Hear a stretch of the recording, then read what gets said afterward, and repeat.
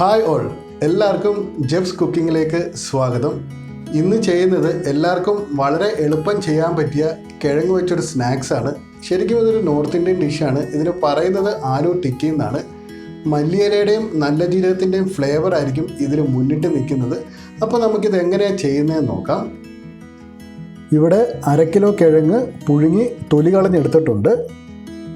ആദ്യം ഇത് നല്ലപോലെ ഒന്ന് ഉടച്ചെടുക്കണം.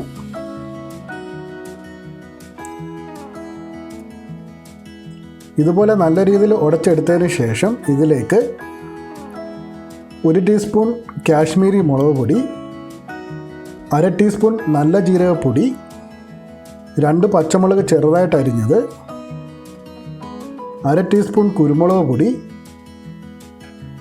1/2 ടീസ്പൂൺ ഉപ്പ്, 3 ടേബിൾ സ്പൂൺ മല്ലിയില ചെറുതായിട്ട് കൊത്തി അരിഞ്ഞത്, 1 table spoon spring onion, 2 table spoon അരിപ്പൊടി, 1 ടീസ്പൂൺ നാരങ്ങാനീരും കൂടെ ചേർത്ത് നല്ലപോലെ മിക്സ് ചെയ്തെടുക്കുക.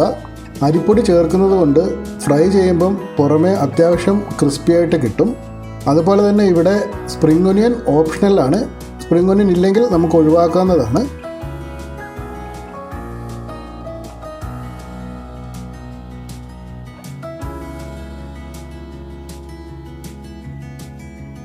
ഇനി ഇതുപോലെ ഒരു ഉണ്ട പിടിച്ച് കൈവെള്ളയിൽ വെച്ച് അധികം പ്രഷർ കൊടുക്കാതെ 2 കൈവച്ചും പ്രസ് ചെയ്ത് ഒരു കട്ട്ലേറ്റിൻ്റെ ഷേപ്പിൽ ആക്കിയെടുക്കുക. ഇതിപ്പോൾ ഒരു സർക്കിളിൽ കട്ട്ലേറ്റിൻ്റെ ഷേപ്പിലാക്കി എടുത്തിട്ടുണ്ട്. ഇതുപോലെ തന്നെ ബാക്കിയെല്ലാം ചെയ്തെടുക്കുക. ഇനി അടുത്തതായി ഇതെല്ലാം ഒന്ന് വറുത്തെടുക്കണം. അതിനായിട്ട് ഒരു ഫ്രൈയിങ് പാനിലേക്ക് ഓയിൽ ഒഴിച്ചെടുത്തിട്ടുണ്ട്. ഓയിലൊന്ന് ചൂടായി വന്നതിന് ശേഷം ഫ്ലെയിം മീഡിയത്തിലോട്ട് മാറ്റി ഇത് നമുക്ക് വറുത്തെടുക്കാവുന്നതാണ്.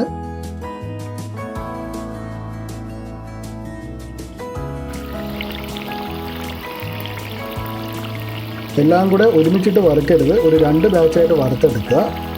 അതുപോലെ തന്നെ കിഴങ്ങ് നേരത്തെ വേവിച്ചെടുത്തിരിക്കുന്നതുകൊണ്ട് പുറമേ ഒന്ന് ക്രിസ്പായി കിട്ടിയാൽ മതി.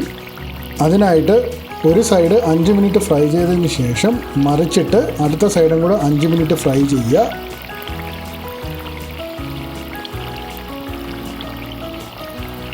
ഇപ്പോൾ 2 സൈഡും ആവശ്യത്തിന് ഫ്രൈ ആയിട്ടുണ്ട്. ഇനി പതുക്കെ കോരി മാറ്റാം.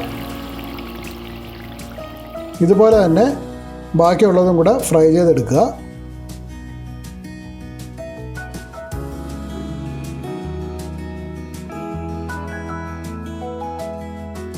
നമ്മുടെ കിഴങ്ങ് വട അല്ലെങ്കിൽ ആലു ടിക്കി റെഡി ആയിട്ടുണ്ട്. അപ്പോൾ എല്ലാവരും ഇതുപോലെ തന്നെ ഒന്ന് ചെയ്ത് നോക്കുക. നിങ്ങളുടെ സജഷൻസ് കമൻറ്റ് ബോക്സിൽ ഇടുക. ഈ വീഡിയോ ഇഷ്ടപ്പെട്ട് കഴിഞ്ഞാൽ ലൈക്ക് ചെയ്യുക, ഷെയർ ചെയ്യുക. അതുപോലെ തന്നെ ചാനൽ ഇതുവരെയായിട്ടും സബ്സ്ക്രൈബ് ചെയ്തിട്ടില്ലെങ്കിൽ സബ്സ്ക്രൈബ് ചെയ്യുക, സപ്പോർട്ട് ചെയ്യുക. Thank you for watching.